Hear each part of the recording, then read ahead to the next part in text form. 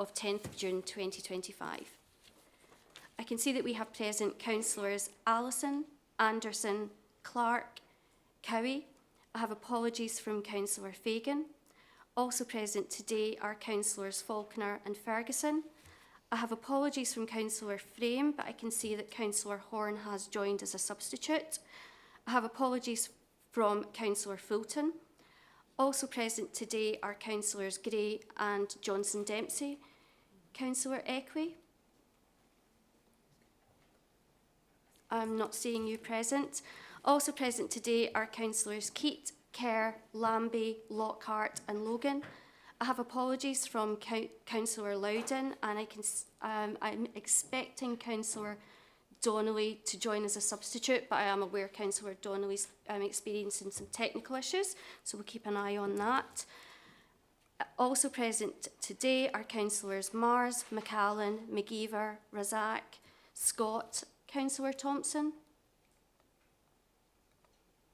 I'm not seeing you present. Also present today are Councillors Walker and Watson. Our external reps present today are Naomi Baxter, Jennifer Gaffney, Christine Hall. I have apologies from Joan Lennon. Angela Milton is also present, and I'm just going to check for Gillian Story. No, I'm not seeing you present. We have a number of officers in attendance, and with that, I'll pass back to yourself, Chair. Thank you. Thank you very much, Elizabeth. And colleagues, I'm not often entrusted with chairing meetings, particularly education meetings, so Elizabeth and I might be reverting to you throughout for some guidance. Agenda item 1, declaration of interest. Do we have any declarations of interest? No. Perfect. And agenda item 2, minutes of the previous meeting, which can be found on pages 5 to 14 of your agenda pack. Can I ask if they can be approved as a correct record? Councillor Dempsey. Yes, thank you. It's not on the correct record, so it's on matters arising. Firstly, welcome to your post as interim chair. Fitting that today I'm also standing in for Councillor Loudon in our group education spokesperson role. As noted at section 2 in the minutes, she had requested a report at this meeting on the administration's cuts to school transport, including a full list of completed and pending assessments, the number of pupils affected and the pre and post-cut costings. The head of Education and Support Services did advise that such a report would be possible, and Councillor Hamilton, as chair, said that she would consider the inclusion of that report on today's agenda. So just to ask why we don't have it before us today. Thank you very much, Councillor Dempsey. I'm going to revert to David Booth to take this. David Hinshelwood. Thank you, Councillor. Obviously, the information we get to complete the report has to come from SPT with regards all the new contracts that are going out for replacement where we have changes in numbers. Unfortunately, I did allude to that at the last committee meeting that it may not be available depending on the time frame for getting that information. We have about 90% of the information in, but I wanted to bring a complete report to committee so that all the information could be presented. We're probably only, to be honest, about a week away from having that information. So it's just been a timing issue about when, obviously, education has been the date it's came for the meeting compared to when I can get the information. Chair, I'm very happy to bring a full report to the next Education Committee, if that's okay. Yeah, thanks, Chair. If we could have that, obviously we would have preferred even an interim report of this one, because obviously after the summer recess we're going to be in the position where it's already going to be affecting kids across South Lanarkshire, but thank you for that update. Thank you very much, David. And Councillor Dempsey, I'm happy to agree for that, and we'll certainly discuss that prior to the next meeting of the Education Resources Committee. On that basis, we're happy to approve the minutes as a correct record. Thank you very much. And that takes us to our monitor items, agenda item number 3. Is that just that? No, I'm just going to go camera track. Bear with us a second. Elaine? Oh, sorry, that's you just intimating for. So agenda item number 3, Education Resources, Workforce Monitoring. It's on pages 15 to 22 of your agenda pack, and I'll ask Elaine to take the report. Thank you. Thank you, Chair, and good morning, committee. You'll be familiar with this being the Standard Workforce Monitoring Report, which will provide you all with an update on the employment information for the resource and covers the period of February 2025 to March 2025. Section 4 of the report outlines the absence statistics, and you'll see that the absence figure for March for the resource was 6.2%, and that did represent a slight decrease of 0.3% when we compared ourselves to the previous month. In terms of that 6.2%, what I can advise, it is made up at that point in time around just over 4% of long-term absence, with 2% being short-term. When we look at March 2024, the figure has increased by 0.5%. However, the March 25 figure is 0.6% lower than the council-wide figure. As this is the March figures, obviously we normally do a projection in terms of a year-end position, but obviously we now can see that the average absence percentage for the resource for the year is 4.9%, and that compared to a council, council-wide average of 5.9%. As always, and as detailed in the report, our managers continue to follow the maximising attendance policy and to ensure that supports are provided to our employees through a number of forums in terms of what we try to do and making sure that our employees can return to work and or we divert them to the appropriate supports in place, whether that be occupational health, whether it be ill health retirement or whatever, to allow them to come back to work. In addition, personnel have been providing additional support in terms of one-to-one sessions with managers across the resource, and that has provided quite a number of benefits, particularly in relation to some complex cases. Moving then on to section 4.2, you'll see that the occupational health information is found in Appendix 2, and it's noted that there were 462 occupational health referrals made during this period, and that shows an increase of 34 when we compare ourselves with the same period last year. You will see there's just some slight increases and decreases in terms of the information in the appendix, and particularly around CBT referrals have increased. You will know that most of our referrals in this place in terms of our occupational health are self-referrals, and what we have seen is through the triage process around our occupational health provider, a number of employees have been diverted to CBT as opposed to counselling sessions, but and that's a good and positive thing. Section 4.3 details the accidents and incident statistics, and as you can see, that it was reported that there were 105 accidents and incidents which have been investigated and categorised, and that's detailed also in Appendix 2.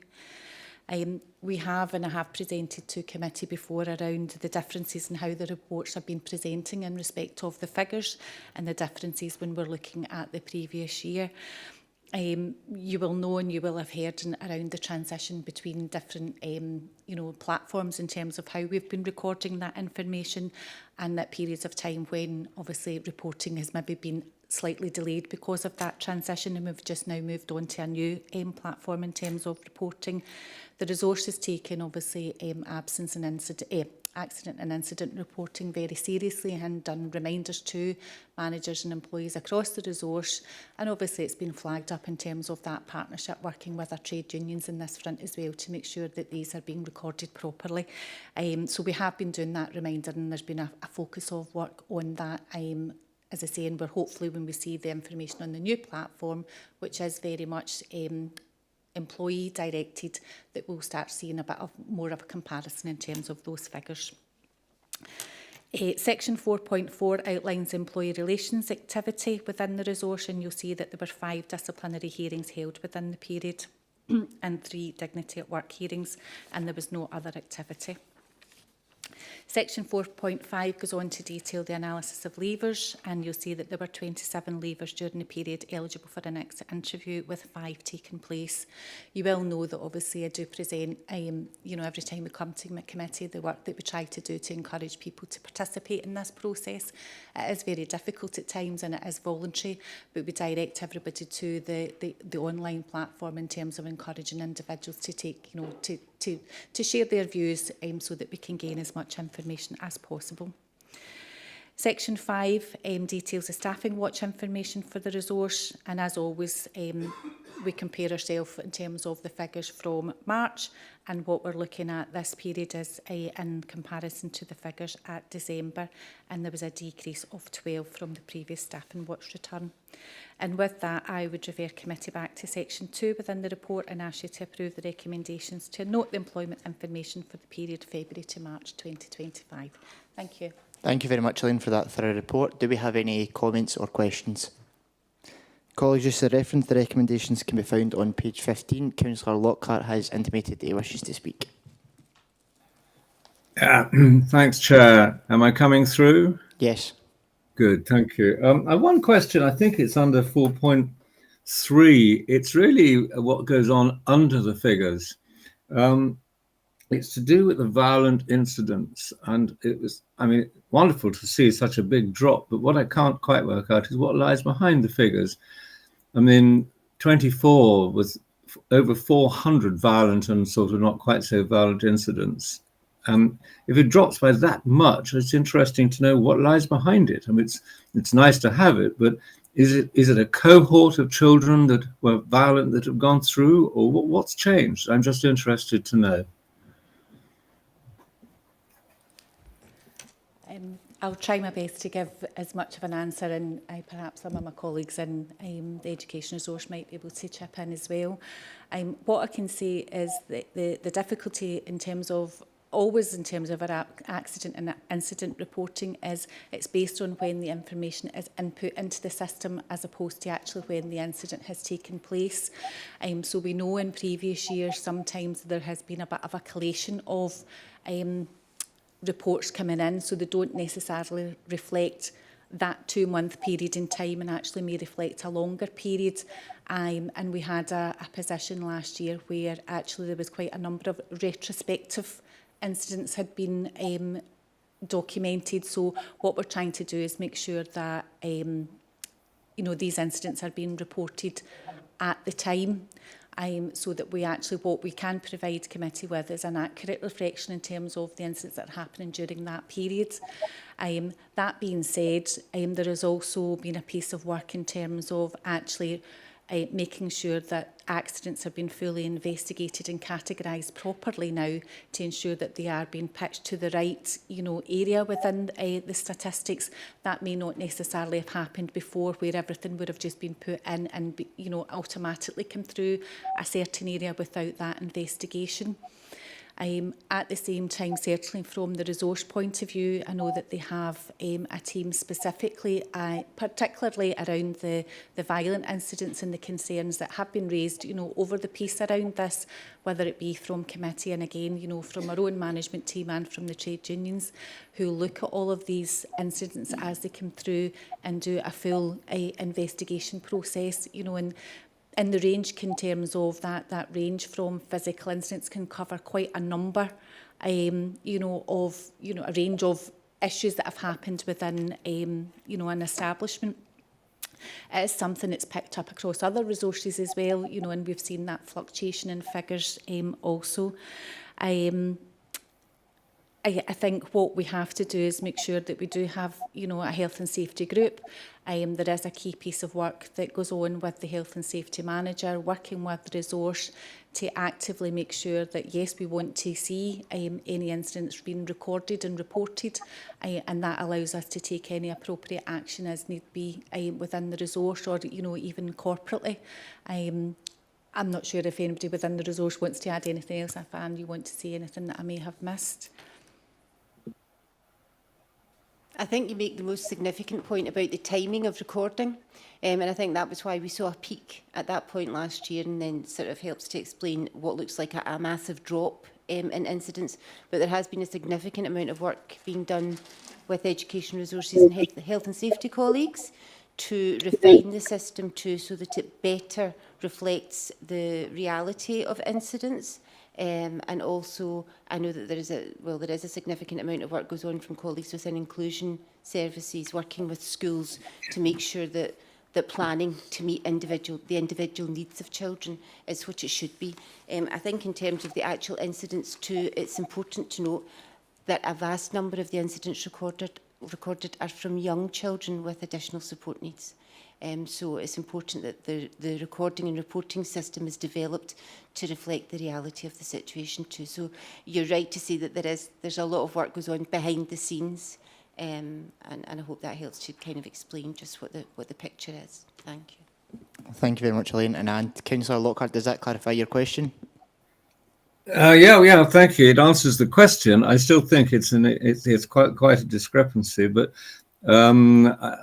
yeah, I mean, I don't know enough to ask any more questions, except that hopefully, if it is mainly younger children, then obviously there are things in plan or in progress, or things set out to enable people to cope perhaps more easily with these things. And again, I often wonder, what you mean by a violent incident? I mean, what is a 5-year-old doing that's violent and all the rest of it? I mean, is it your descriptions that are perhaps needing looking at? Elaine, could you clarify that for me? Yeah, I mean, the violent incident covers a range of incidents. It can be, you know, and don't want to minimise any incident that happens, but it can cover from, you know, a toddler or a young person with a slap, or you know, to something more extreme, you know, in terms of a perhaps older child that has thrown something at, you know, a member of staff, or lashed out. So it does cover a range of anything that is covered physical. So that there is not any kind of drop down from that to say, you know, what range, but obviously it is reported as a violent incident, so they're all categorised the same way. Thank you, Elaine. Councillor Lockhart, I'm sure if you've got any further questions around that, Elaine would be more than happy to answer any correspondence from yourself following the meeting. No, I'll leave it alone there. Thank you. We've got a couple of other councillors expressing interest in speaking, so I'll take Councillor Dempsey next. Thanks, Chair. Elaine, being cognizant of the points you've made around the delay in logging incidents during the system transition and retrospective reports, would it be fair to assume that we've seen the last of that large volume of delayed reports, given that we've now had the Oracle Fusion system for a wee while? The accident and incident reporting platform has been slightly later, so that has only just came to fruition, I think, in the last month. If somebody might correct me wrong if that's the case. April. It seemed closer than that. So what we have seen and what has been reported through our regular contact with the trade unions through their members is around the interim period. The platform had slightly changed and it wasn't self-service in terms of the employee directing it in. So it was about, we have still seen a wee bit of a retrospective reporting coming through. I'm hoping that from April that, and certainly from a discussion with the health and safety manager, we have seen that shift in terms of information coming through quicker. So hopefully over the next, by the time we get to the next committee, we will start to see that accurate reflection in terms of that time scale. But that's fingers crossed. Thank you very much, Elaine. Councillor Allison. Thanks, Chair. You've indicated during the report about the breadth of work that has been done to support staff to get them back into work. Yet when we look at the figures, they are still increasing, not significantly, but there is a steady increase. Are we doing any work to evaluate why we're not being successful in at least holding it at the level, if not reducing the amount of absence?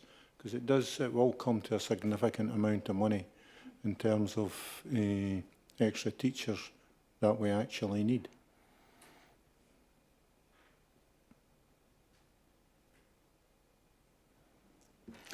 Thanks.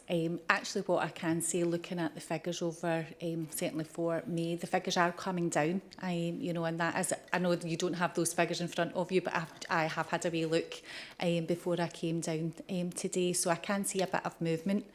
It is very difficult, and particularly around the volume of long-term absences, and the number of long-term absences we have. Primarily, if you look at the appendix, it's not necessarily around the teachers, it's more to do with the support staff in early years. The figures are higher.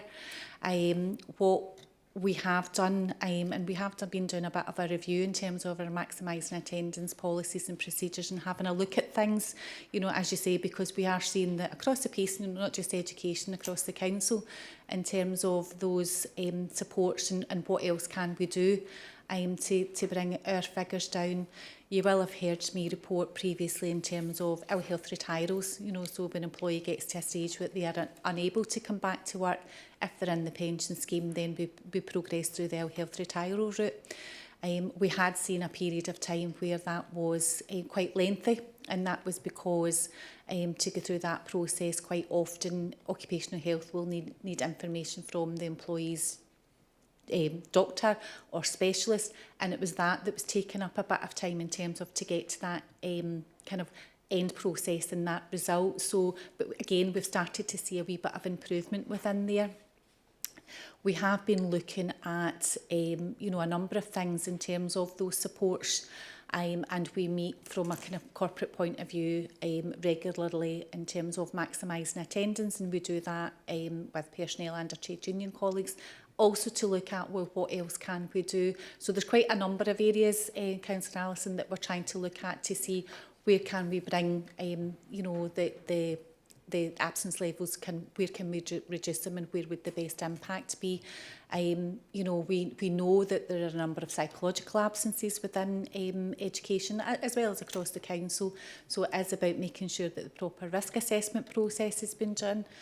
So we carry out stress risk assessments, about creating action plans, you know, to provide those supports to allow employees to come back at work. That's just one strand, but it is an area that we've been doing quite a lot of work around that. And then looking at, well, what other things can we do that's going to help in that area. There's different pieces of work happening in different areas across the council where there's been success, and it's how we can then replicate that to different types of workforce to make sure that we can target them. So hopefully that kind of provides a bit of an answer, but it is a piece of work that we're actively working on all of the time, you know, with the aim to improve our figures, because you're right, you know, the more people that we have of, the increased cost that that's going to be to the council. Thank you very much. Elaine, does that clarify that, Councillor Allison? Yeah, thanks for that very full answer, and I look forward to future reports with them reducing. Thanks. Thank you. Councillor Watson. Thanks, Chair. I think some of this has already been answered in the last 2 or 3 questions, but it's probably, and we've talking about it briefly in some previous committees as well, about the health and well-being of our teachers and our teaching staff and the staff in the schools. And it's all right looking at these sort of figures and saying, you know, maybe this is up and that's down and all the rest of it, but we're talking about staff that are in a very challenging environment in a lot of cases. And we've, in the national press, it's not just South Lanarkshire, it's all over the country that issues in schools with teachers suffering with stress. And I think my question is now sort of, how confident are we that we've got resources in place to support our teaching staff that are finding themselves in difficult situations doing their job, from the point of view of, you know, they maybe feel a bit uncomfortable going to maybe a head teacher or whatever. Is there avenues that they can go down to maybe get support elsewhere and through the council rather than going direct maybe to head teacher? And is there a way of monitoring that and making it easier for staff to come and get support? Thanks, Chair. In short, I think, yes, we have quite a vast range of supports in place that our education staff, whether it be teachers, support staff, can access directly. Our employee assistance programme, PAM, you will know, actually you can contact directly, so there is no need to go through a head teacher. There's no need to, you know, to speak to MD, because you can self-refer. And quite often on a regular basis throughout the year, and you may have seen the emails yourself in terms of sending out reminders, and we try and target that in terms of whether it's like Mental Health Week, Stress Awareness Week, you know, in terms of, you know, where people can contact, and that means that teachers, you know, specifically can contact this provider at a time of their choice. you know, and they are available, and it's 24/7 provision. We also have an in-the-moment crisis support, so if someone feels that they're in a particular crisis point in their, you know, in their life, they can contact PAM as well. We also have the direct supports with our own team, and quite often we've got our own employee support officer. We've got personnel colleagues that are assigned, you know, to work directly with education. So often people will contact us directly, or they'll come through their trade union. The trade unions have, you know, a very close working relationship, you know, with their members, but also with ourselves as well. And if they feel that something needs to be done without needing to go and speak to, you know, the head teacher, they will come via ourselves, you know, and we've found that to be very, very positive. As I say, the maximising attendance group that we do have corporately is made up of personnel and the trade union, so we're constantly working to see, well, what else can we do. In fact, that meeting's due to take place tomorrow, so that is something that is always on the agenda, and it is made up of 2 or 3 education trade union reps specifically, and covers that purpose. So hopefully that gives you a bit of assurance in terms of what we're trying to do, albeit it is relying on individuals speaking out, and appreciate the difficult set of circumstances that some people will have. But you just hope that, you know, we're giving out the information, and if someone needs that help, they are reaching out to someone, any of those, intention of being able to access that support. Thank you very much, Ellen. Is that okay, Councillor Watson? Then, Elaine, I think it was an important point to highlight the working relationship that we have as an authority with our trade union colleagues and supporting our staff. That's obviously a pivotal relationship, one that will always continue. Councillor Logan. Thank you, Chair.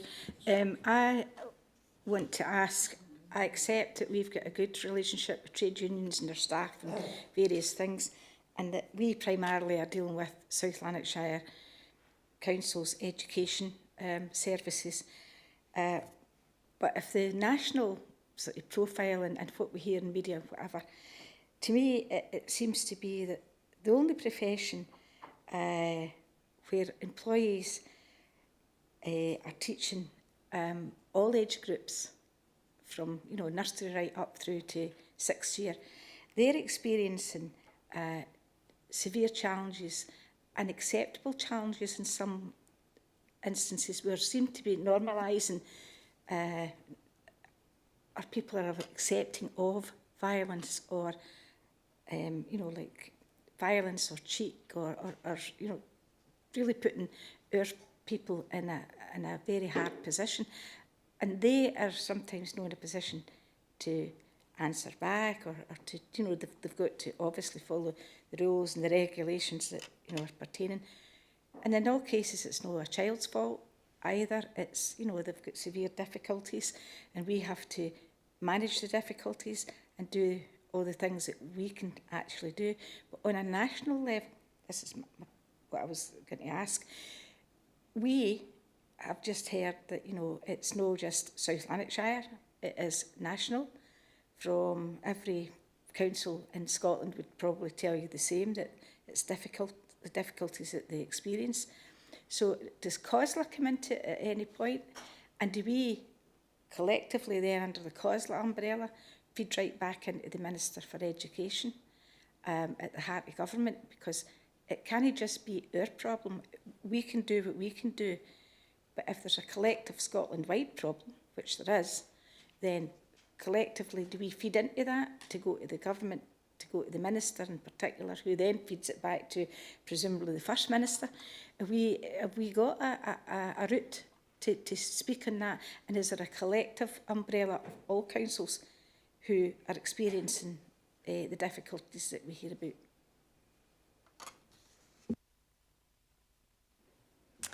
Thank you. I think probably what I would say is I would hope that we are not trying to normalise the situation that our teachers are in, and we have been trying to encourage over a number of years to make sure that we're reporting so that we can accurately reflect the position that's going on out there.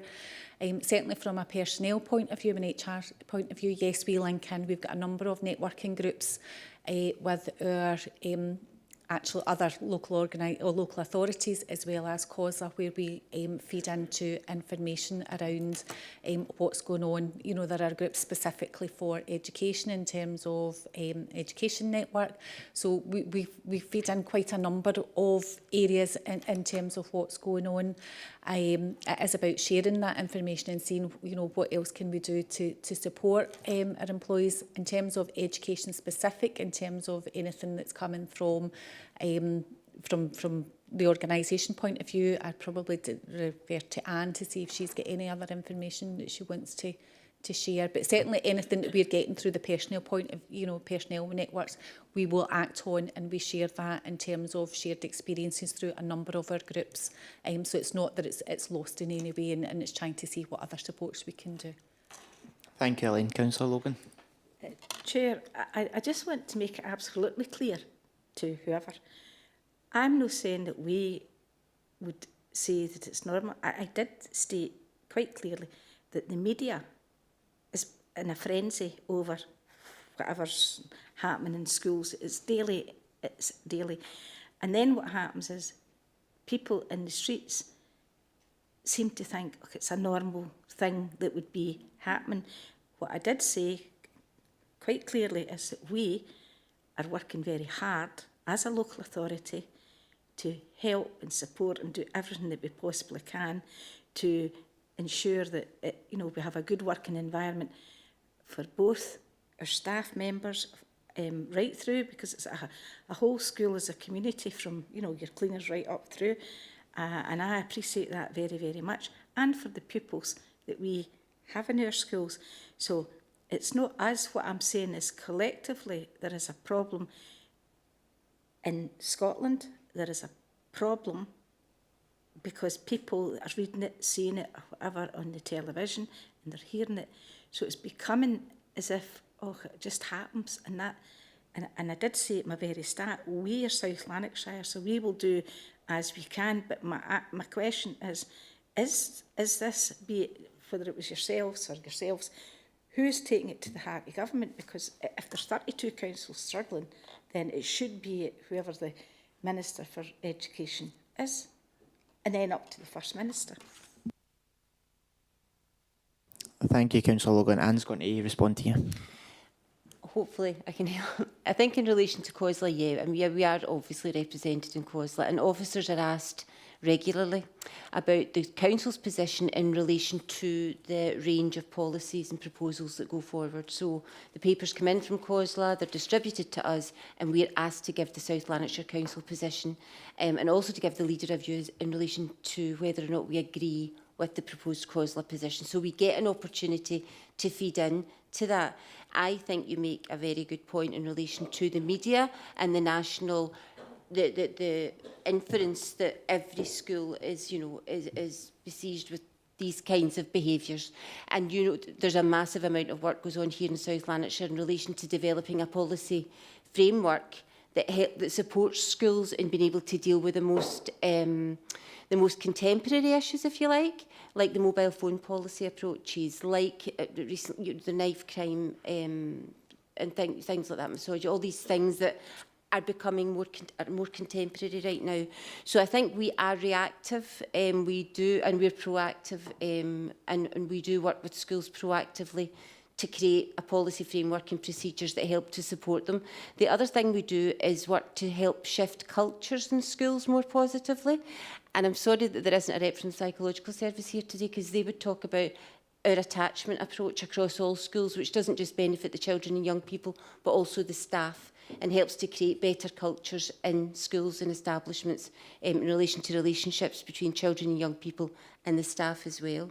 So I think in relation to our link to government, yes, there is one via COSLA, and we are involved in that. We're encouraged to become involved in comment. And from a school's perspective, we work with schools to make sure that they're developing policy and practice that supports the current situation that they face. But I think you make a very good point when you talk about the influence of the media on people's attitudes towards what's happening or not happening in schools. And I think we find ourselves often having to work to counter that, because we know that there's excellent work goes on across all of our schools, and people working very hard to make sure that it's a positive experience for staff and for pupils. So I hope that helps. Thank you very much. And colleagues, I've got 3 speakers indicating that they're willing to make a comment or a question. We have had around a 35-minute discussion, a thorough, robust discussion, rightly so, in this report. So I'm going to ask if you have a final comment, please indicate it now. We do have quite a hefty agenda ahead of us, and I'm keen to get through it as quickly and robustly as we can. Councillor Donnelly.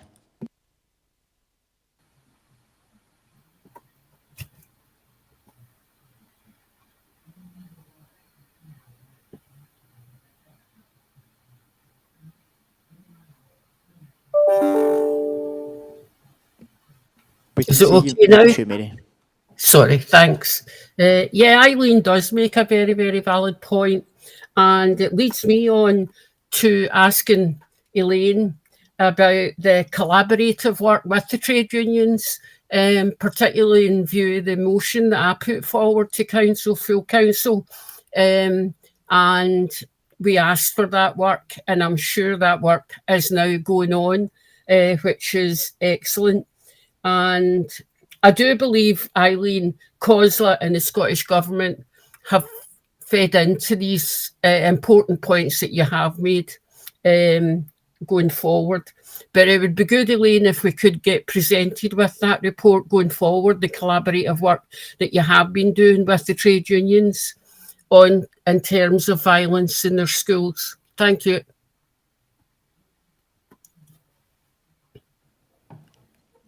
Yeah, thanks, Councillor Donnelly. I think that came up about, it was either through the JCF forum or the EIF as it was at the time. I know obviously it's now changed and it's joint with the Equalities Forum. So certainly I will make sure that there's a report brought back to the particular forum that it was raised, and ask for reference to be included into the next Education Committee as well, if that would be acceptable. Thank you very much, Elaine. Councillor Dunn, is that okay? That's absolutely perfect. Thank you very much, Mary. Councillor Walker. Thanks, Chair. Anne's covered mainly most of what I was going to say. Those issues, and I'm talking from my own experience through social work in the IGB, those issues and challenges are consistently raised up through COSLA by the chief officers, by the directors, by chairs. They're consistently raised with the appropriate ministers as well, and particularly in relation to my own experience in terms of the budget deficits, the underfunding, all of that, and the issues obviously that are facing teacher numbers, etc. That should be consistently be highlighted to the Scottish Government. The Scottish Government should be well aware of the situation. Thanks. Thank you, Councillor Walker. And our final comment is from Naomi Baxter. Hi, am I coming through okay? Yeah, absolutely fine. Perfect. It's really just a brief comment. We're talking quite a lot about what's going on with children and with staff, and that's great. But really just highlighting that these problems exist much further out than that. And so actually the behaviour that we see, certainly just anecdotally in the playground from parents, is often questionable. So I suppose just what I'm saying is when we're tackling the issues that we have with children, could we be focusing a bit more widely maybe on the families as well? Yeah, these children don't exist in a little bubble in school, but they actually have a whole family behind them, and often there's stuff to be done there too. Thanks. Thank you very much, Naomi. Right, there are no further questions or comments. Elaine, hat off to you for that robust answer. I think Paxman would have struggled with that, so well done you. Colleagues, can I agree to note the report? Thank you. Agenda item number 4, Education Resource Plan 24-25, Q4 Progress Report, and I'll invite Gary Lambie to speak. Thank you, Chair. Good morning. The Education Resources Plan 2024-25, approved in May 2024, set out education resources' main areas of activity, improvement actions and performance measures for that year. The plan and associated reporting framework follows corporate guidance and links to outcomes within the wider Council plan, and those aims outlined within the National Improvement Framework to achieve excellence in education and reduce inequalities for pupils experiencing disadvantage. This report provides committee with an update on progress against all actions and measures previously agreed for session 2024-25 in that context. A full system report is shown at Appendix 2. A summary of progress is shown at section 5.2, which notes that 44 measures were set out against this resource plan. 42 of these, 95%, have been met within timescale and in line with expectations. 2 measures are recorded as amber, signifying minor slippage. These relate to the percentage of pupils entering positive destinations and the percentage of children and young people attending secondary school. It is important to note, Chair, that in both cases, the measures have missed their own internal targets by just a fraction of 1%, and both continue to compare favourably with national and local benchmarking measures. Both measures, in any case, will provide a focus for their respective services in session 25-26. Importantly, no measures are showing major slippage and as such have required no changes in BRAG status, additional scrutiny or further improvement activity since the last report. To further illustrate progress so far within the resource plan for 24-25, section 5.3 highlights some significant achievements made during the reporting period in relation to agreed resource outcomes. These include a well-attended climate conference organised by and for our young people. Our literacy levels for P1, 4 and 7 are at their highest since 2016-17. Our S3 literacy levels continue to grow steadily, whilst closing the attainment gap at that stage. Likewise, in numeracy, our attainment levels have overtaken pre-pandemic levels, with the attainment gap continuing to close. Our young people continue to impress and inspire us with their voice and their active involvement in a wide range of new technology initiatives. Every primary and secondary school in South Lanarkshire is able to offer counselling to those young people who may be struggling. And we continue to see our schools, nurseries and services actively engaging with our local communities, breaking down barriers and fostering meaningful partnership working. Overall, Chair, this report highlights real and ongoing progress in education across South Lanarkshire, demonstrating strong indicators of advancement against national priorities. It also reflects the strong efforts of our schools and establishments in tackling inequality and keeping our young learners and their families at the heart of what we do. And that, Chair, brings us to the recommendations outlined in section 2 on page 23 of the agenda pack. Thank you. Thank you very much, Gary. There's certainly some encouraging statistics within the report, and as you highlighted, although 2 targets were amber, it was fractionally so. Very well done. Thanks for the report. Colleagues, the recommendations on page 23, do we have any questions or comments? Councillor Anderson. Thanks, Chair. It's just on one of those numbers on page 37, the indicator of the percentage of pupils entering positive destinations. It really is a high figure that we have here, 96.4, congratulations for that. But my question is, on the progress or comments section, that discussions are taking place during April with all schools and Skills Development Scotland to discuss those young people in negative destinations and identify any lessons learned. Has that report been concluded, and has it shown anything that will improve this figure that we have here? Because it feeds right into our commitment that no one would be left behind. So I'm just wondering, has anything come out of it that will improve that? Thank you, Councillor Anderson. Stuart Nicholson's going to take your question. Thanks, Councillor. It's a very good point, isn't it? So the point of publication of those statistics, we get them sort of February, March time. And I've got a report coming later on in the meeting which covers attainment as well as those destinations. And what we do is we have a look at the statistics and information from a local authority perspective. Then we also break that down at school level. And we have a programme of engagement with each of our secondary schools during the period, really in April and May, where we look in detail at all of the trends around all of the data that we get, and that includes the positive destinations. And we work closely with them to identify what factors were contributing to either the successes or some of the things which we'd like to see improve over that period of time, and work with them to make sure that they have effective monitoring processes in place, good practice, and that they're engaging with, for example, our youth employability service. It's one of those things, there's always a bit of variability around individual circumstances, and we are talking about relatively small numbers of young people, but it's really, really important because they tend to be some of our most vulnerable or most challenged young people. So we have that discussion formally as part of what we refer to as the SSR programme, and that allows schools then to build in targets into their own improvement plans for the coming session, and that will include identification or early identification of young people who may be at risk during that session, and in year groups coming before that, so we can put appropriate interventions and supports in place. Thank you, Sean. Thank you, Councillor Anderson. Councillor Thompson. Sure. Thanks to IT, first of all, for getting me back on there. Chair, I heard most of the report there, but I've read through it as well, and I'm very, very impressed, encouraged.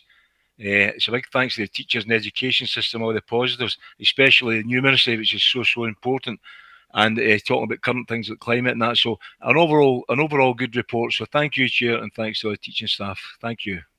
Thank you very much, Councillor Thompson. If there are no further questions or comments, can we agree to note the report? Agreed. Thank you very much, and thanks again, Gary. That takes us to items for decision. Agenda item number 5, which can be found on pages 53 to 74, our Education Resources Plan 25-26, and I'm coming back to Gary.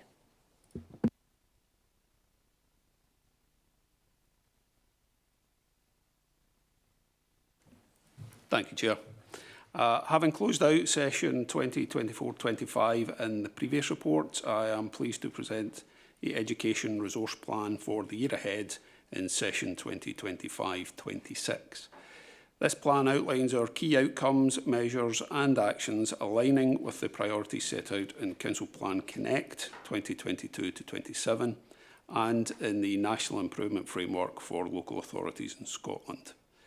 This plan details our strategic approach to improving educational outcomes across our schools for the year ahead, including key areas of focus such as attendance, behaviour, which includes work around managing violent incidents, as spoken about earlier, upholding children's rights, strengthening partnership work with and within our communities and agencies such as NHS Scotland, maintaining our strong focus on literacy, numeracy and critical thinking skills, making the best use of new technologies in analysing our data for improvement, and continuing to ensure that our children and young people have a respected voice in the decisions that affect them, including those in relation to climate justice and sustainability.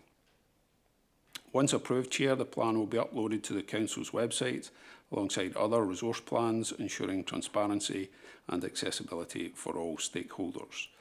We are committed to providing detailed progress reports at Q2 and Q4 to future meetings of this committee. This regular monitoring will help us stay on track and make the necessary adjustments to our strategies. Committee may be interested to note, Chair, that in developing this plan we have made additional efforts to ensure that it reflects the voices of our stakeholders in determining what our priorities will be. The priorities within this plan were informed by discussion with our head teachers at their annual conference in January.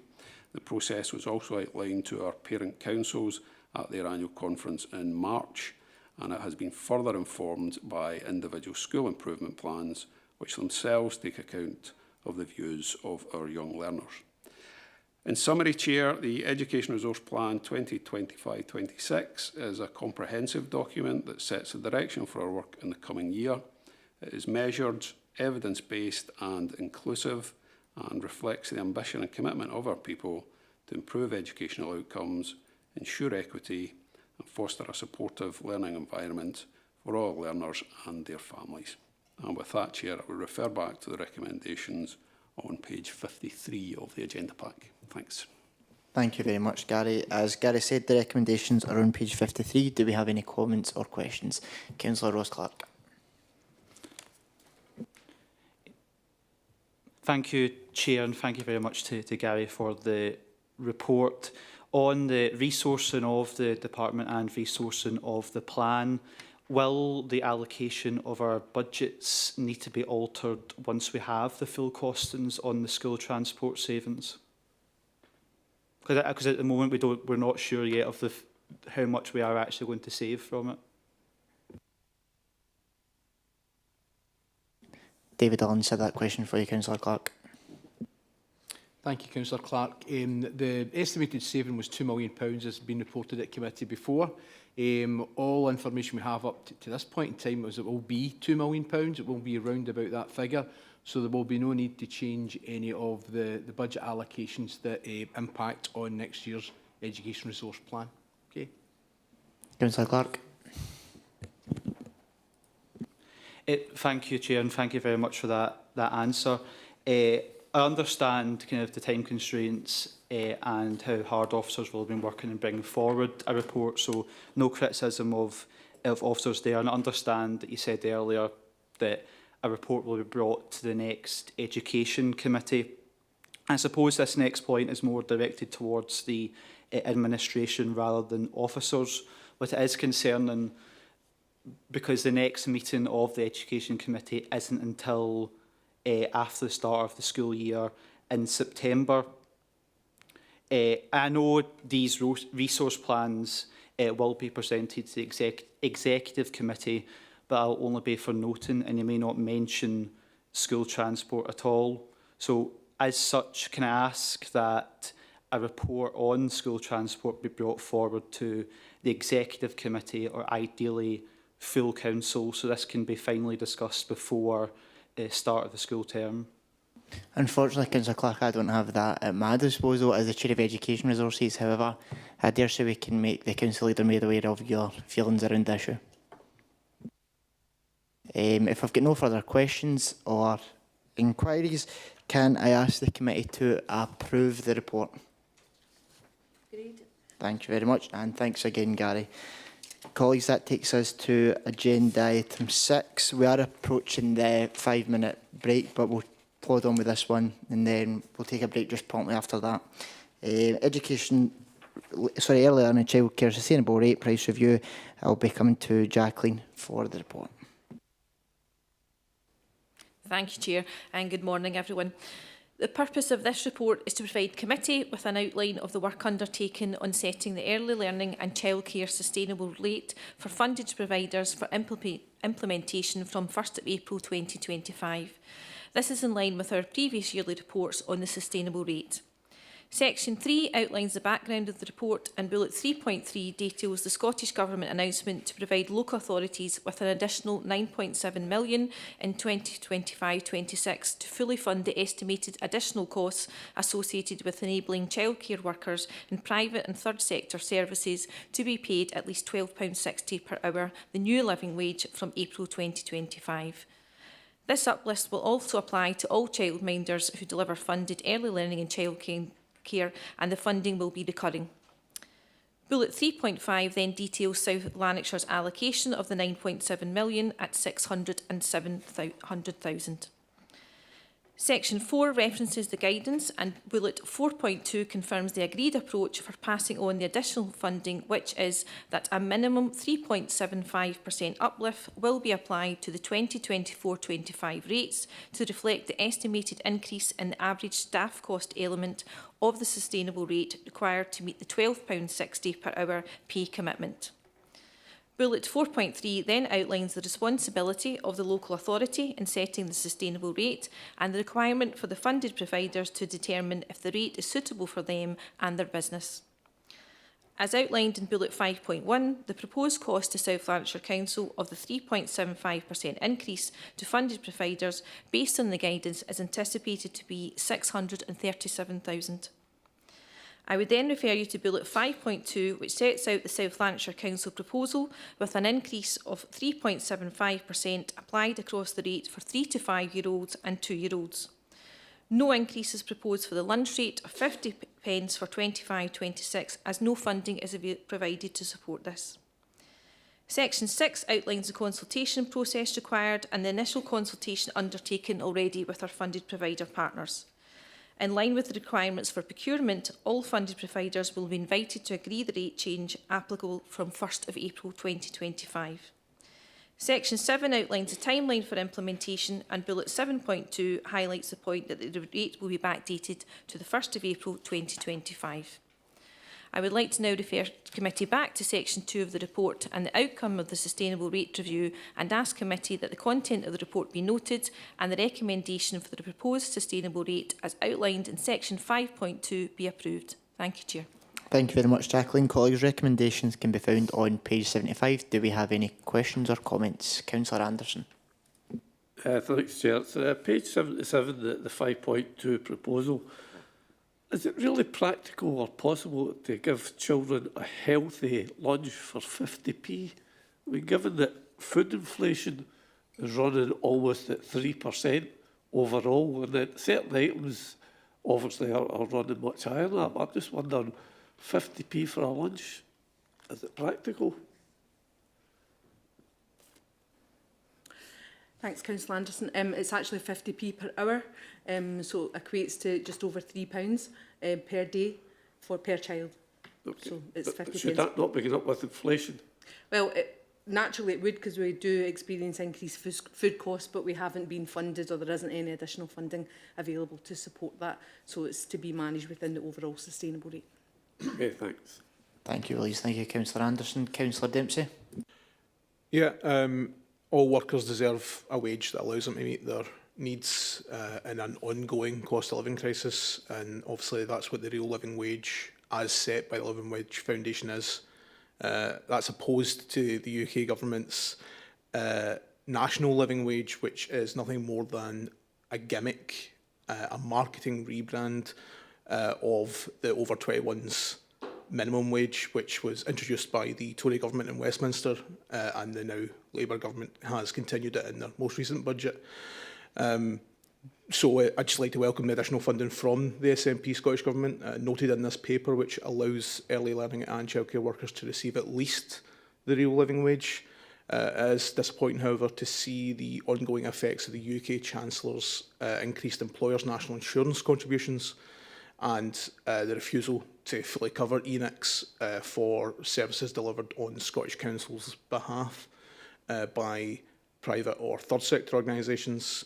So just to ask the Chair what influence he'll use within his party to make the national living wage a real living wage. I'm happy, more than happy in my capacity as the Acting Chair to make a representation on your behalf, Councillor Dempsey. Much appreciated. Thank you. Colleagues, there are no further questions or comments intimated, and with that, can I ask the committee to approve the report? Agreed. Thank you very much. Colleagues, we will take a 5-minute break. If you can be back in attendance by 11:05, we will return to the agenda then. Thank you.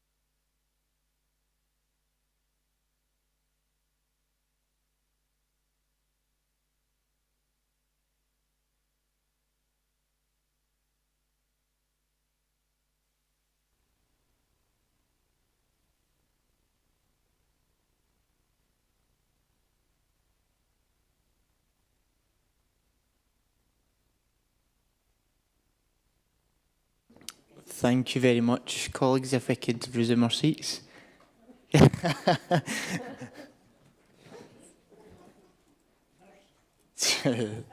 Thank you, colleagues. That takes us to agenda items 7, 8, 9, 10, 11, 12 and the remainder.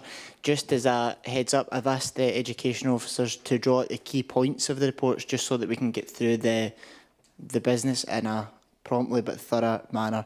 If you have any specific questions, the officer will be happy to answer them, but I have asked for the officer just to summarise the key points and information of the reports. And that will take us to, firstly, agenda item number 7, the Education Resources Digital Update, which can be found on pages 81 to 86. And I'll come to Stuart for the report.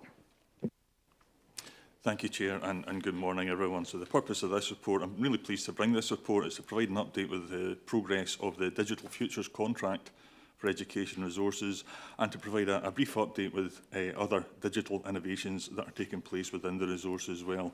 So I'm pleased to say that following roughly 18 months to 2 years of really hard, close working with colleagues in procurement and legal services, we have awarded the Digital Futures contract to RM Education. It's a 7-year contract with a 5-year extension option, and that will start in October 2025. And that initial 7-year period is valued at just over £31 million. That includes upgrades. I'm pleased to say we got really good value for money out of that process to desktop devices, bandwidth, wireless networks and software licensing, and probably worth mentioning data management and security measures in there as well. We've been able to maintain current pupil-to-device ratios. We have continuity of service, and actually we're in a position where there have been a number of upgrades and improvements which are noted in the paper. Now that we have, I suppose, the equipment and the devices and the connectivity in place, Para 3.9 recognises that we're going to work now towards refreshing a digital strategy across education, and that will include working with schools to achieve the National Digital Schools Award, and a good number of our schools are already involved. 44 have achieved at least one award, 82 more are working towards it, and others are on board as well. Section 4 of the paper sets out some of the innovations and some of the work that we've been doing with colleagues in our schools and across the authority, which includes the Virtual Academy we've previously reported on. That's expanded from 41 candidates in 2023-24 to 123 candidates accessing virtual lessons in 2025-26. AI is obviously a massive, I suppose, issue for all of us, but it does bring some opportunities as well. So we've established a working group which is contributing at national level, and we have a number of pilot programmes on board to support both the work of teachers and help them manage their workload through the use of AI, and to support young people from an equity perspective through working with Winning Scotland, looking at a pilot activity to provide AI-based tutoring and support for young people. We also have accessibility tools, the ReadWrite toolbar, and training to support our colleagues, particularly school support assistants, in using those and other elements which are in there as well. Chair, I'd refer committee to section 2 of the paper and just ask that the update in Digital Futures contract be noted, and that the update on recent digital innovations also be noted. Thank you. Thank you very much, Stuart. Recommendations are on page 81. Any questions or comments? Councillor Dempsey. Thanks, Chair. 2 questions. On AI, I'm quite interested in the societal impact of artificial intelligence. Councillors might be aware of my contribution at Exec Committee some time ago around the dangers inherent to the technology. When we think of AI in education, it's quite often about cheating, either students using it to plagiarise or teachers using it to detect plagiarism. But section 4.3 seems to describe the use of AI directly within the pedagogy. I can see some problems with that. AI is prone to hallucination, in other words, making things up. And even, even when the information provided by the AI is genuine, sourceability can be an issue, because you can't, even when it's true, you can't always probe how a large language model knows what it knows. So obviously in education, citing your sources is quite important. given that there's clearly a number of teaching and tutoring AI projects going on in South Lanarkshire, my first question would be whether we could have a report on these projects at some time after the recess.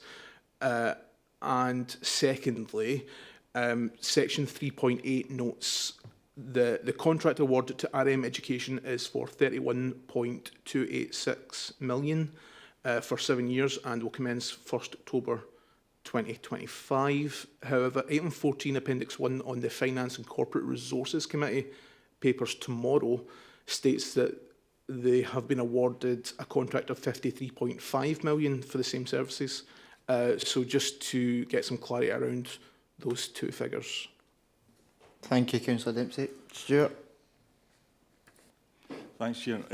My understanding, I'll take the second question first. The second question, my understanding is that total figure of 53 would cover the period of extension as well, the 5-year extension period. So the 31 covers the first 7 years, and then the remainder is the optional 5-year extension. Okay, thank you. Okay. In terms of AI, you're absolutely right. There are a number of, I suppose, wider issues, aren't there, around AI? And I guess one of its most human features is if it isn't sure it'll make something up, as you say, the hallucination approaches. So the projects there that we're talking about specifically, TeachMate, is basically built around and trained on the Scottish curriculum and the Scottish education system. And there are checks and balances in there to make sure that I suppose some of those unintended consequences and issues and dangers are very much taken into account. And part of the discussion is around identifying and spotting some of the issues or problems that can be in there as well. In terms of the other project, that's a nationally led organisation that we're working closely with around that tutoring. I know there's a fair amount of ad hoc work being done, people with individual interests taking that on as well, and you're right, it's something we would want to come back to committee with a bit of an update sometime later next session. Brilliant, thank you. Thank you very much, Chair and Councillor Dempsey. Councillor Clark. Thank you, Chair. Just on the back of my colleague's question about AI, I do appreciate in the papers the kind of our desire to kind of teach about AI and learn more about it and ways in which it can be used in a helpful manner.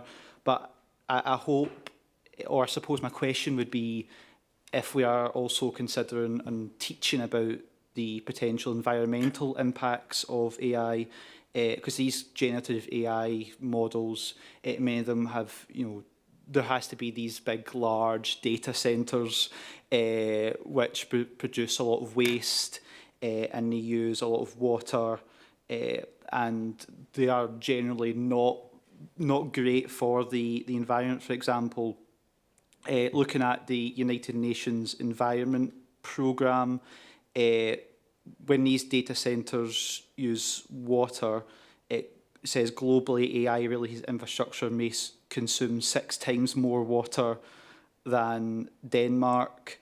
And in terms of electronic waste, or electricity, sorry, a request made through ChatGPT, an AI-based virtual assistant consumes 10 times the electricity of a Google search.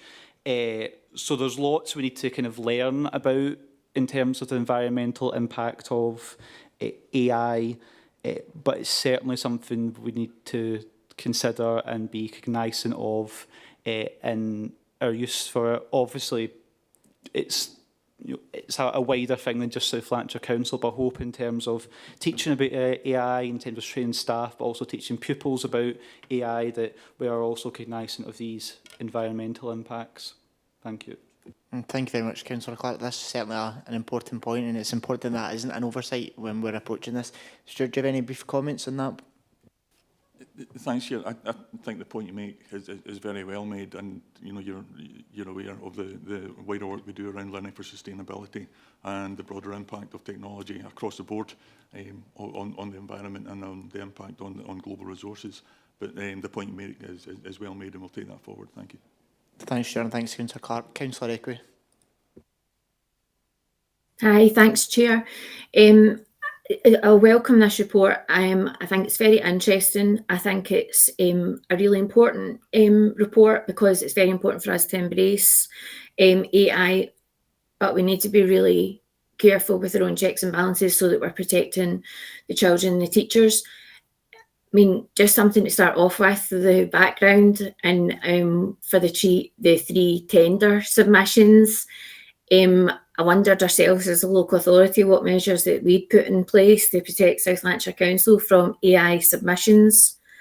You know, it's just like anything else. The document gets put into whether it's Gemini or whatever else, and it'll actually tell you if when you're filling it in, like where you need to strengthen yourself and whatever else so that you can get the maximum amount of marks. And it does everything from going through your website for your buzzwords and whatever else. So I think that's something that's really important that we take away as a local authority, that we actually make sure that we're actually protecting ourselves, not only from the AI submissions by the AI, but also from a procurement point of view and whatever else. But to get back to this point, it's section 4. I looked at point 4.31, 4.32 and 4.33, and that was on page 83. And what I wanted to know, like specifically, I know Stuart said that South Lanarkshire Council, like, you know, have representation at a national level.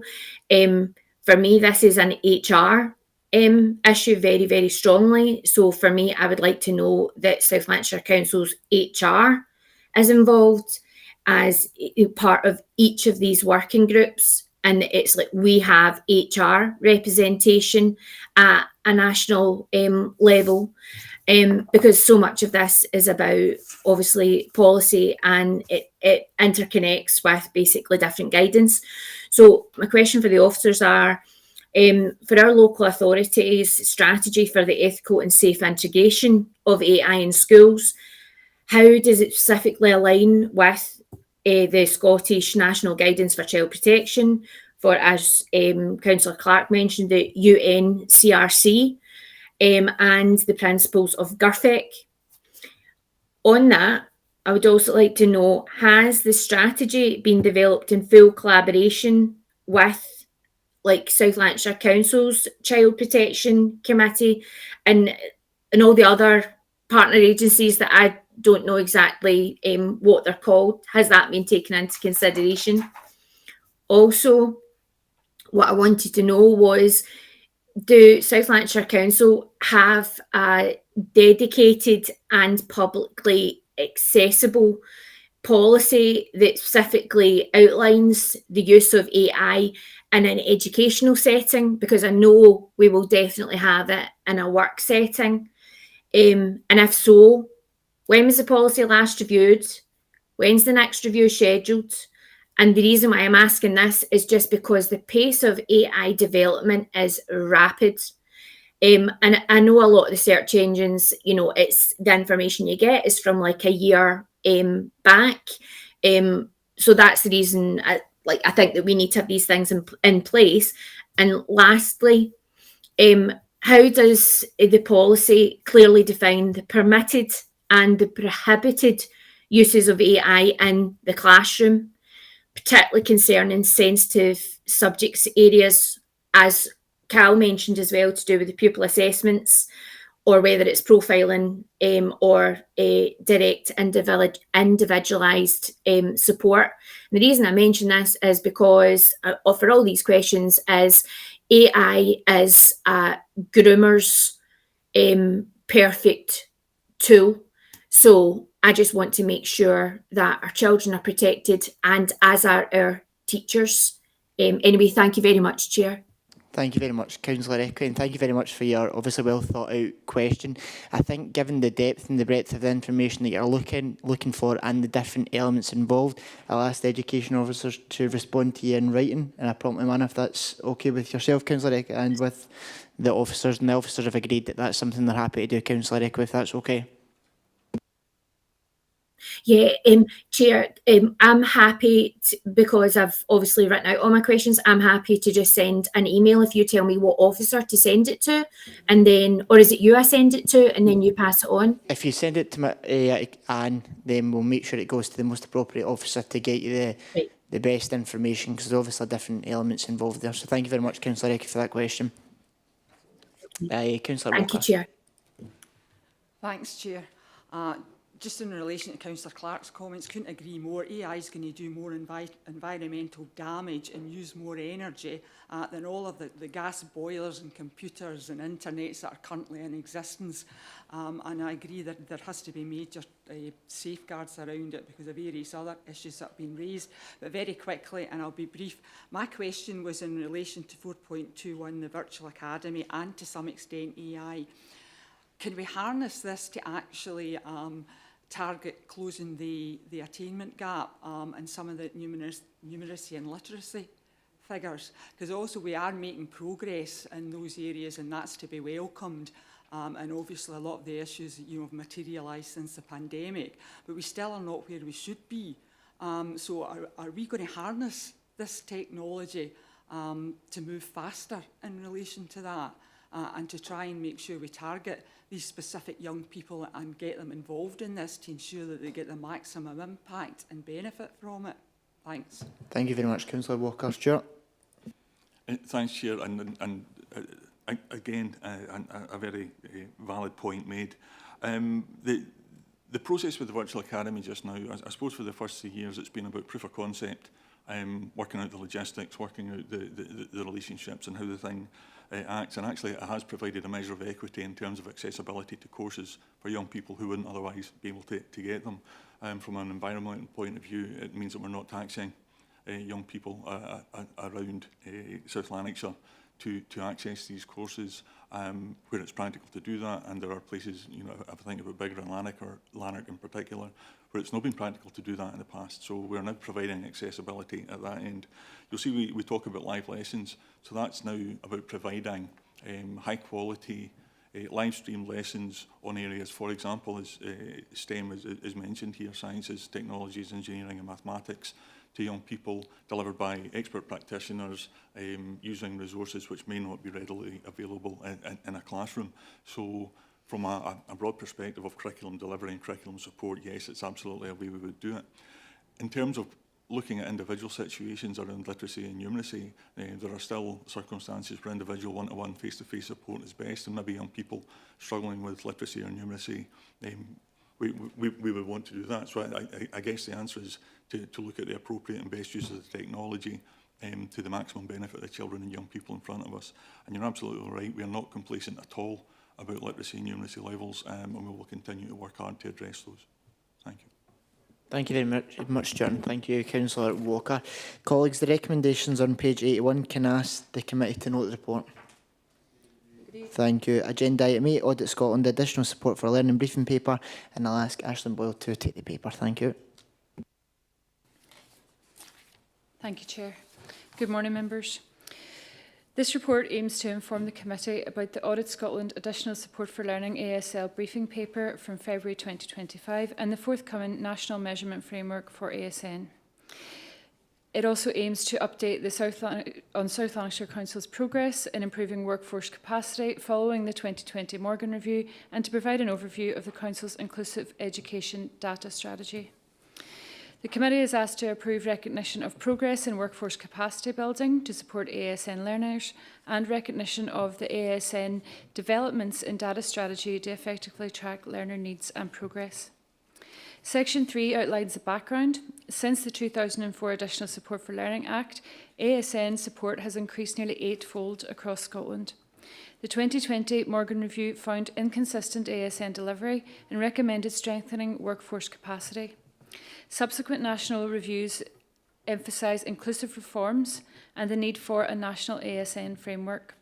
The Audit Scotland briefing from February 2025 highlights the need for improved ASN resourcing, planning, staffing and data monitoring. Section 4 outlines how we are building capacity in our staff and the progress in 2024-25.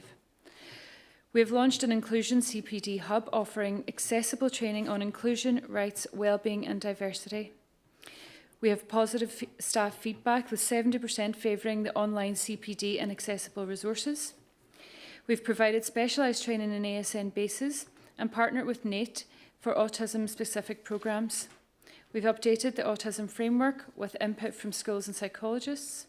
We've expanded digital tools like Read and Write and AAC devices to enhance learner accessibility. Psychological Services has developed trauma-informed resources and training for schools, and staff wellbeing is supported through targeted training that has taken place. Section 5 outlines our ASN data strategy and the progress we've made in 24-25. Improved data capture and accuracy through CMIS and updated guidance, including behaviour assessment and support plans. Schools undertake biannual data cleansing for government reporting and resource allocation. Use of B² Connecting Steps tool to track progress for learners with complex ASN needs. To summarise, the Audit Scotland briefing reinforces the Morgan Review's call for stronger workforce capacity and improved ASN data strategies. South Lanarkshire Council has made significant progress aligned with national recommendations, laying a strong foundation for any future ASN frameworks. Chair, I'd refer back to Section 2 and I would ask committee to approve the recommendation that the progress to build workforce capacity and the progress made in improving ASN data strategy in line with Audit Scotland ASN briefing papers is recognised and noted. Thank you very much, Aisling. No members have expressed an interest in speaking or asking any questions. The recommendations are on page 87. Can I ask the committee to note the report? Agreed. Thank you. Agenda item number 9, Insight Update School Leavers 23-24, which can be found on pages 95 to 98 of your agenda pack. And I'll ask Stuart Nicholson to take the report. Thanks again, Chair. So this report, the purpose of this report is to provide a committee with information on leavers attainment and destinations from the recently published Insight Update in March for session young people leaving after sessions 2023-24. We've spoken already a wee bit about this. The overall leavers destinations, the positive destination rate is 96.4%, which remains above the national average. As we said, it's down by about 0.5 percentage points from last year, and I would note that the national has also declined. We remain 10th among 32 local authorities, which is punching above our weight if we consider that the levels of deprivation were around about the 6th most deprived local authority in Scotland. In terms of attainment, across the piece, our S4 leavers have achieved above the national average in all key indicators. Our S5 leavers, most measures have improved. There's still a wee bit of work to be done in some of them, and it's absolutely an area of focus in terms of those discussions we're currently having with our schools. But our positive destinations continue to be above the national average. And for those young people who stay on to 6th year, we see strong performance across all indicators, and that does reflect the added value of the S6 experience.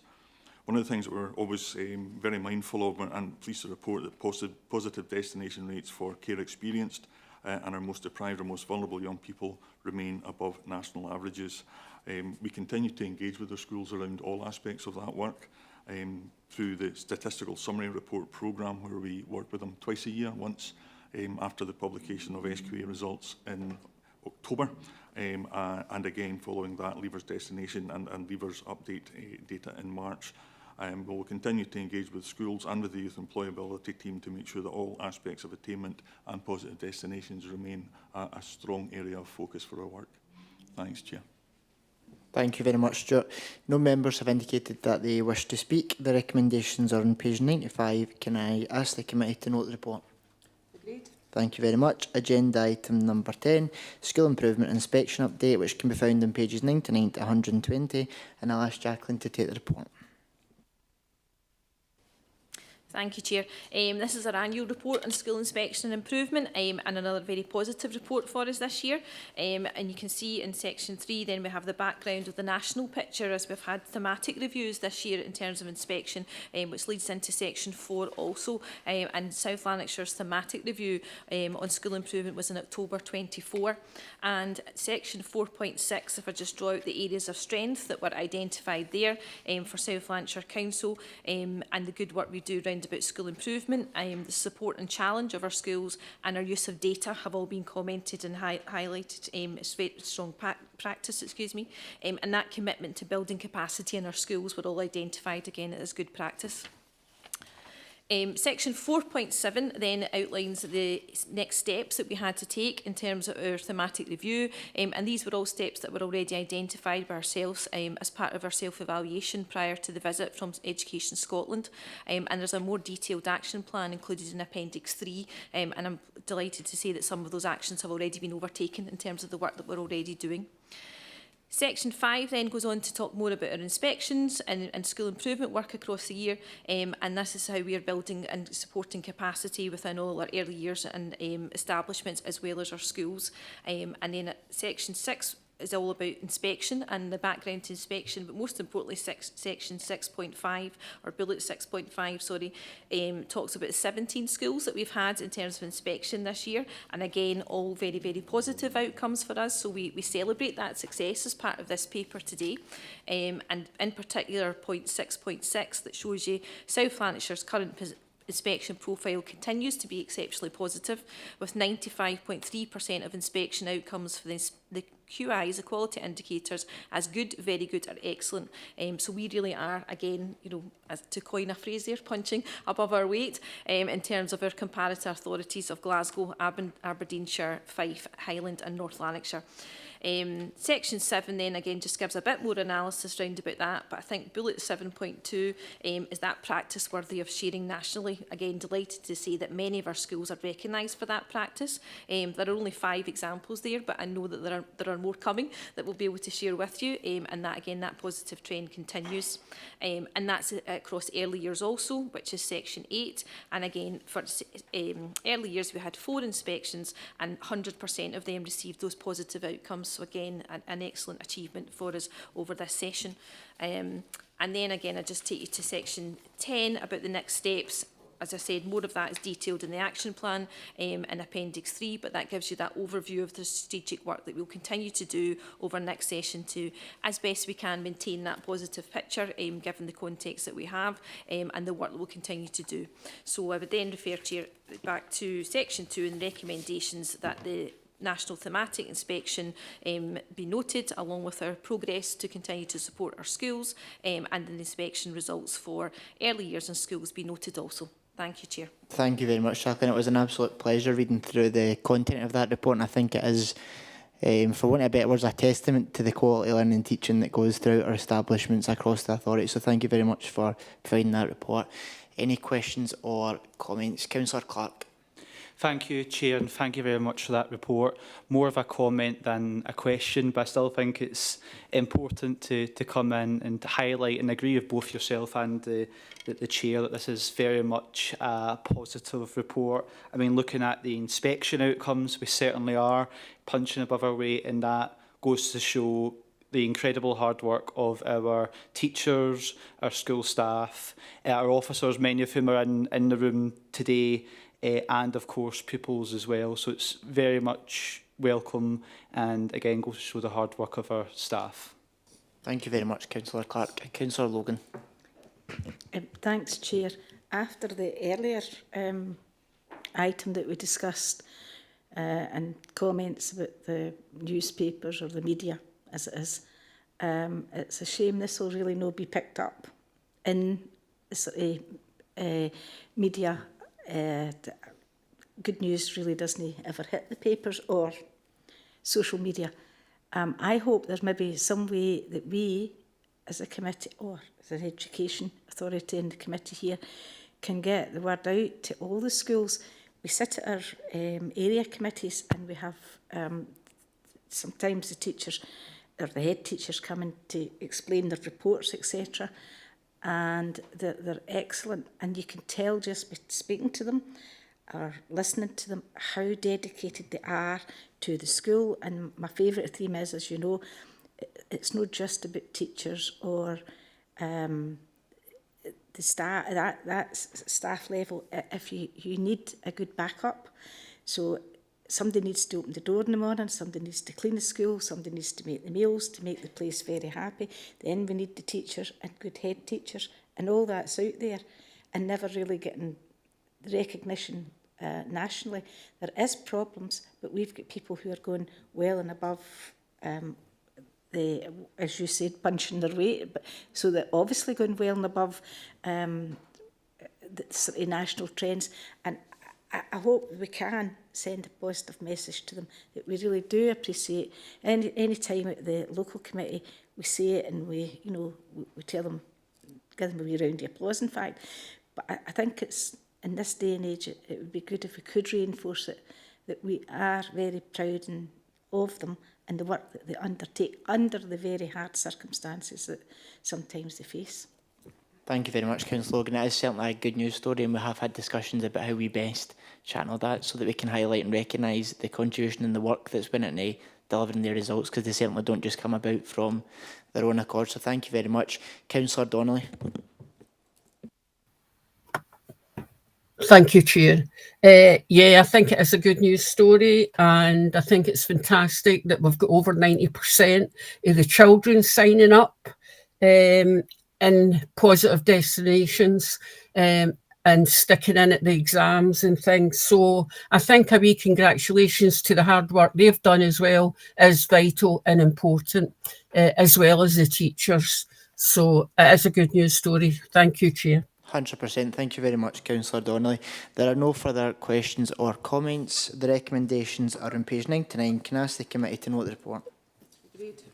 That takes us to agenda item number 11, West Partnership Regional Improvement Collaborative Lesson from 2017 to 25. This can be found on pages 121 to 164 of your agenda pack, and I'll ask Stuart to take the report.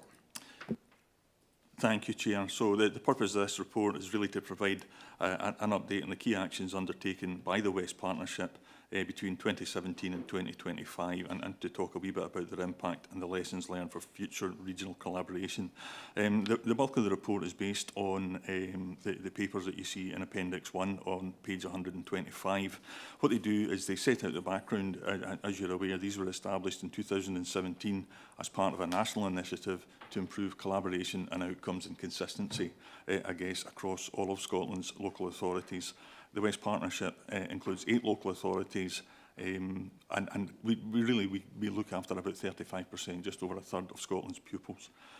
Section 4 on page 121 and 122 sets out 4 main phases, I suppose, in the life of the Regional Improvement Collaboratives from 2017 to 2020, that establishment, early collaboration and early activity to really figure out what they were there to do and how they were going to operate.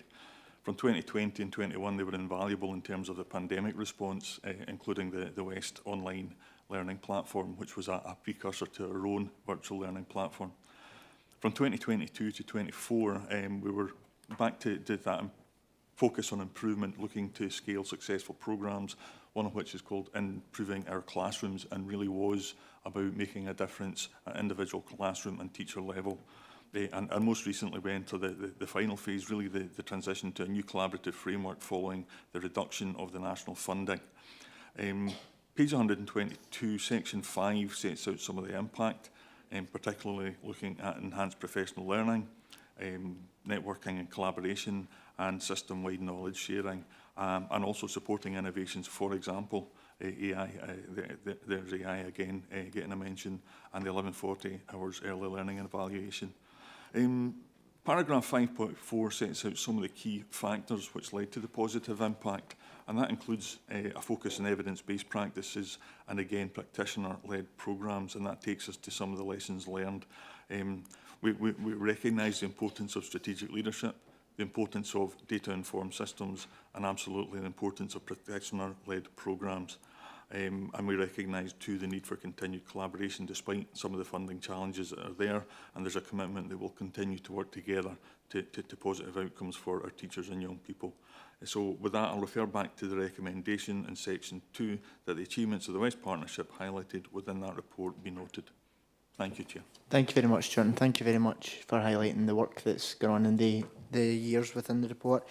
There are no questions been intimated. The recommendations on page 121. Can I ask the committee to note the report?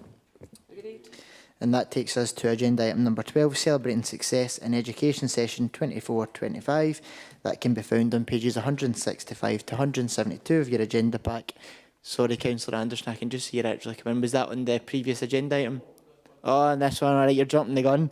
Mind I'm only doing this on an interim basis. 165 to 172, and I'll ask Gary to speak to the report.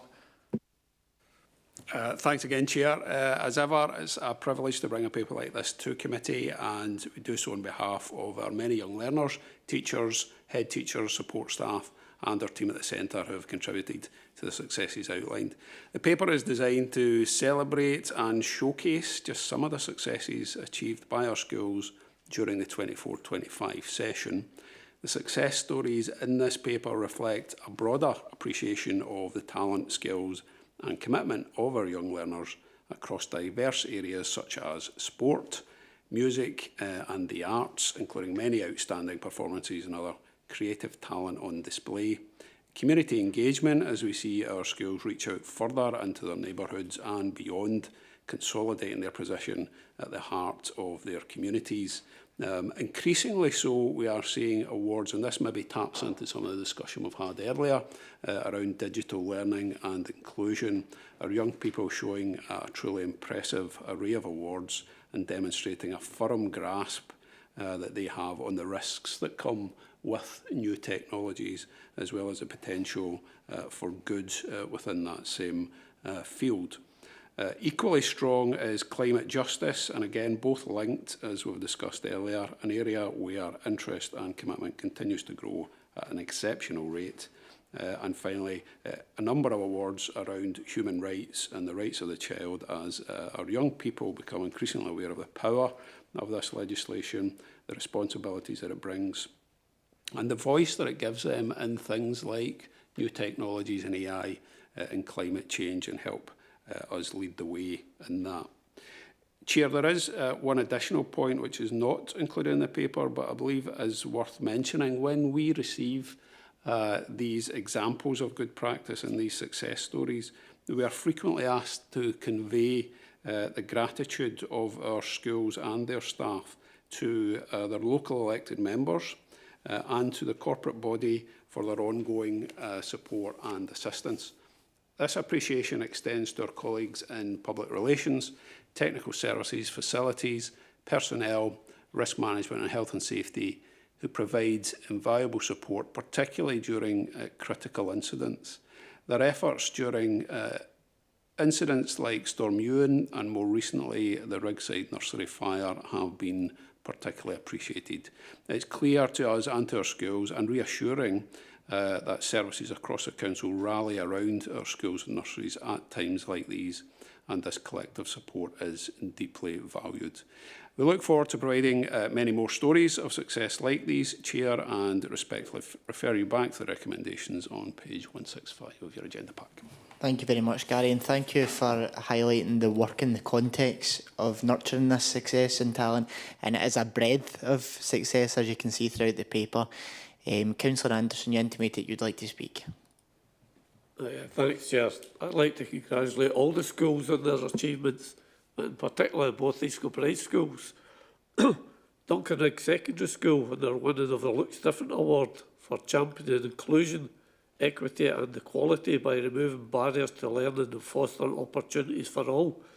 And also for St Andrews and St Bride School, which became the first secondary school in South Lanarkshire to earn the prestigious Digital School Award Europe. Thanks, Chair. Thank you very much, Councillor Anderson. Councillor Ferguson.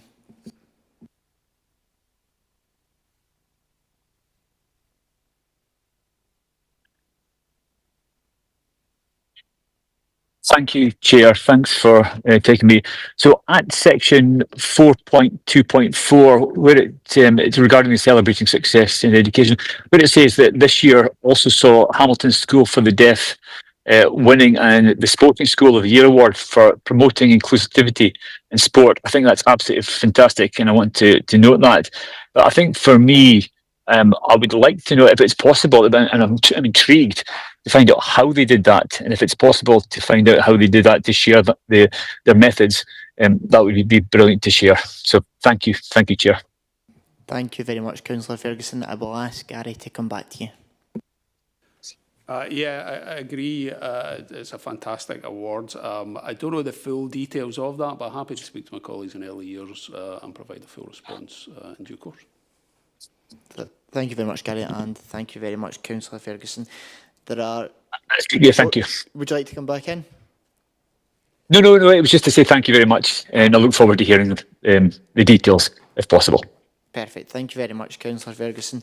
There are no further questions or comments. The recommendations are on page 165. Can I ask the committee to note the report? Agenda item number 13, notification of contracts awarded. pages 173, 178 of your agenda pack, and I'll come back to Gary for this report. Thanks again, Chair. This paper formally notifies committee of all contracts over £50,000 in value awarded by the resource during Q3 and 4 of the previous financial year. The notification is in line with the Council's standing orders and as such reflects best practice in our governance methods, helping ensure transparency and accountability in the procurement process. This practice allows for public scrutiny and helps maintain public trust by making sure that contracts awarded are awarded fairly and in accordance with established policies and procedures. It also provides an opportunity for elected members and others to review and discuss significant contracts, ensuring that they align with the Council's strategic goals and community needs. A full list of contracts awarded is shown at Appendix 1 and recommendations are on page 173 of the agenda pack. Thanks. Thank you very much, Gary. No members have indicated that they wish to ask any questions or make comments. The recommendations are up on page 173. Can I ask the committee to note the report? Good. Thank you. Colleagues, we are at the item of urgent business, agenda item 14. There's no items of urgent business, however, given the fact that this is the final committee meeting before the summer recess for both us and for our schools, if you would indulge me for a couple of minutes, I just wanted to offer some thanks to different stakeholders who are involved in the smooth running of the committee. Firstly, to our staff throughout our education establishments involved in supporting our young people. As Councillor Logan said, that extends to beyond our teaching staff, but includes our janitorial staff, support services, office staff as well.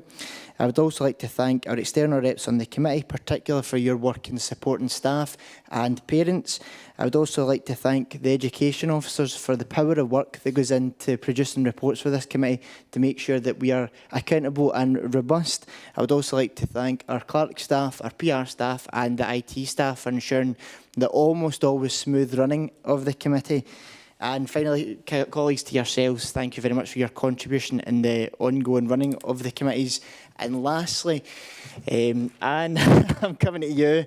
In my role as the interim chair, I just wanted to, well, we're aware that Anne's leaving us, unfortunately, in a couple of weeks' time to enjoy her retirement. And I just wanted to put on record my sincere thanks for your ongoing support and invaluable advice and words of wisdom, usually keeping me in the right, which is a harder job than sometimes you're given credit for. But I just wanted to offer my massive thanks on behalf of the committee, behalf of our education establishments and our young people for the work that you've done over the last years in supporting this local authority and delivering educational first class. So, Anne, it would be great if you could offer a few words on your behalf. No pressure. I will be brief, I can see the time. I do want to thank everybody. It's been an absolute pleasure, a genuine pleasure to work with members of the committee. It's been a privilege. And I want to thank you for your personal support and commitment to our service over the years as well. I do also want to thank my colleagues here in the extended management team. You're all represented today, which is brilliant. So thank you very much for your support and commitment, especially in recent months. It's been greatly appreciated. It's been great to spend my final education committee with the quality reports that have been submitted today. I've really enjoyed reading them and helping develop them in the weeks and months leading up to the committee. But the celebration, the achievements, whether it's attainment or achievement, those inspection outcomes, the work that's been done in inclusion, just the work that's been done across the piece, it's an absolute privilege to have been a part of that. So thank you very much. Of course, education is ever-changing. We're about to move into the education reform world and everything else that's coming along with it, but you're up for it and you'll do it, and you will. And you'll do it brilliantly well, because you always do. So thanks to everyone. I always talk about South Lanarkshire and respectful challenge, and that's what the committees always offer me. There is respectful challenge. Poor Elaine, she got put through the mill today. But it's because we all, I think, deep down hold the same values, and we all want the best for our children, families and our young people. and I think it all comes from the right place. So it's been a pleasure. I am off to spend long summers in Canada with my son and daughter-in-law. I'm going to find out some university in Alberta that I've heard about, Councillor Allison, and long weekends in London with my daughter, long walks with my wee dog, Daisy, and a few long lies in the morning. So that's what I've got planned. Nothing more exciting than that, but it's been a pleasure, and thank you very much indeed, all of you.